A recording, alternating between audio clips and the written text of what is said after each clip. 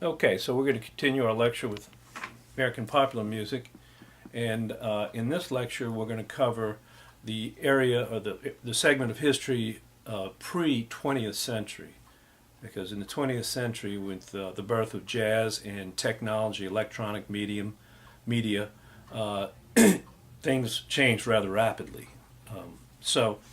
But before then, colonial times, for instance, society frowned upon music of a immoral character, music for entertainment. Music was not considered something to be an entertainment, a pastime in that way, except for classical music, European classical music, which was very acceptable, and also, of course, religious music. We talked about that in the chapter on religion. So you can see over here that the pre-20th century colonial times, music is not for entertainment, particularly music of the stage. Music of the stage was frowned upon, and so therefore it was not very popular at that time.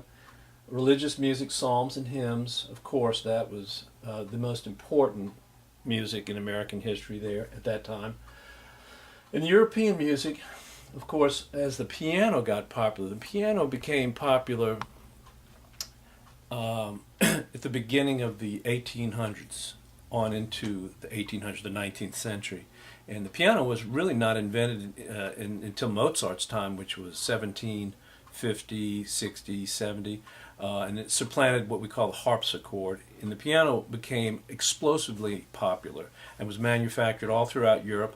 And of course, at that time, after a while, pianos became important in every home that people considered themselves up and coming, or the genteel class.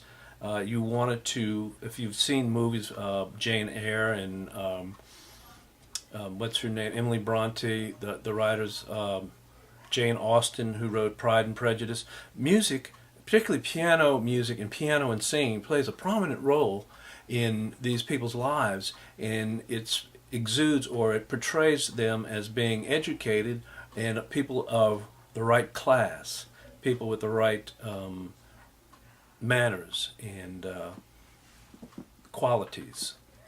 I don't know if you've ever seen Hyacinth on PBS, but she's very much hung up on the right social status. So anyway, not to make this too long a point, pianos became very popular in learning how to read music. If you wanted music in your house, if you wanted to appreciate music, if you wanted to enjoy music with your friends and family, you had to learn to read music, because that's the only way you could learn, except for maybe the rural people who learned how to play simple banjos and simple guitars weren't even that popular then. They became popular. So, in the fiddles, but the pianos were enabled people to really enjoy sheet music and reading popular songs, and that became well. You see right here, this European influence, of course. Protestant European culture was the dominant culture. Operas were very popular, and these operas would have been operas that came over from Europe, and the words would have been translated into American words or English, and people enjoyed those. A very few people who were lucky enough to hear them. Scottish, Irish airs.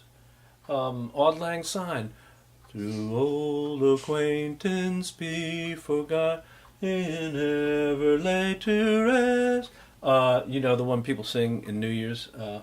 Art songs would have been European art songs by Schubert, Ave Maria. So these classical songs, most of them with lyrics, most of them sung, not much instrumental music. Mid-1800s, there was a big change. And this change is very important for us, because American music is being born. Music with a distinctly American quality about American life.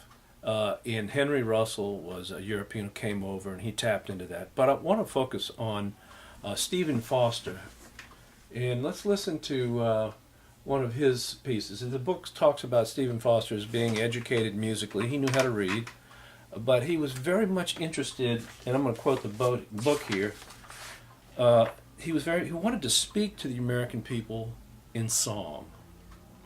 And he provided more songs known to Americans of this era than any other composer. So he was definitely the most important, the greatest of all 19th century composers of American song. And of course, everybody knows his songs. Here's one right here. The banjo on my knee, I'm going to Louisiana, my true love for to see. Well, I come from Alabama with my banjo on my knee, and I'm going to Louisiana, my true love for to see. Well, it rained all night the day I left, the weather rich. Important music because these are American songs. It's a part of our heritage, whether or not we listen to it now or not. Here's another one.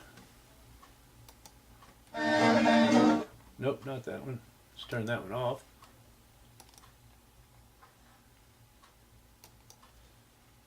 YouTube is amazing. You can get anything you want. Now this is more European in that it's got a piano part that's written out to accompany the singer, and it's what's known as kind of an art song, but it's distinctly American.